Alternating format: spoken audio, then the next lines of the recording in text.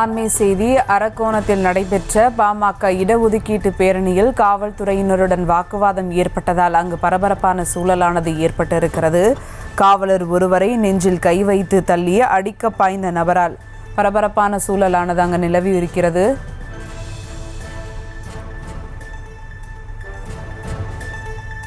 கூடுதல் விவரங்களோடு இணைகிறார் செய்தியாளர் நரேந்திரன். வணக்கம் நரேந்திரன். போலீஸை அடிக்க பாய்ந்ததால் அங்கு பரபரப்பான சூழலானது நிலவி வருகிறது. இது குறித்த மேலும் விவரங்கள். வணக்கம். அரக்கோணத்தில் பாமக இடஒதுக்கீடு பேரணியில் காவல்துறையினருடன் வாக்குவாதம் ஏற்பட்டதால் பரபரப்பு. ராணிப்பேட்டை மாவட்டம் அரக்கோணத்தில் வன்னியர்களுக்கான 10.5% இடஒதுக்கீட்டினை உடனடியாக வழங்க வேண்டும் என கூறி பாட்டாளி மக்கள் கட்சி சார்பில் கண்டன போராட்டம் நடைபெற்றது. அதில் அரக்கோணம் எஸ்ஆர் கேட் முதல் பழைய பேருந்து நிலையம் வழியாக தாலுகா அலுவலகம் வரை கண்டன பேரணி நடைபெற்றது. இதில் கலந்து கொண்ட கட்சி நபர் ஒருவர் அதிக சத்தம் எழுப்பக்கூடிய வாகனத்தை கூட்டத்தில் நடுவே இயக்கியதாக கூறப்படுகிறது. இதனை அங்கு பணியில் இருந்த காவலர் ஒருவர் வாகனத்தை ஆஃப் செய்து செல்லும்படி அறிவுரை வழங்கியதாக கூறப்படுகிறது. இதனால் ஆவேசமடைந்த நபர் காவலரை தள்ளி வாக்குவாதத்தில் ஈடுபட்டார்.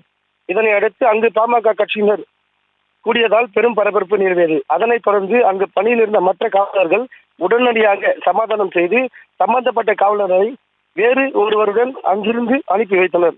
இதன் காரணமாக அப்பகுதியில் சிறிது நேரம் பரபரப்பு நிலவியது.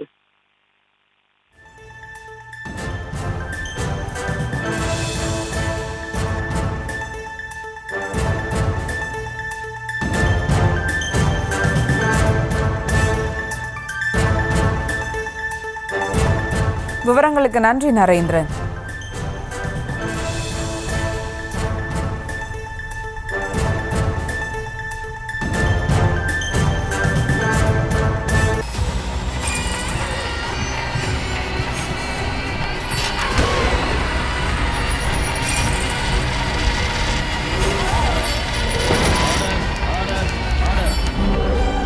நிகழ்தகவு குற்றங்களின் மறுபரிமாணம் நாள்தோறும் இரவு 10 மணிக்கு இணைந்திருங்கள் நமது நியூஸ் தமிழ் தொலைக்காட்சியோடு.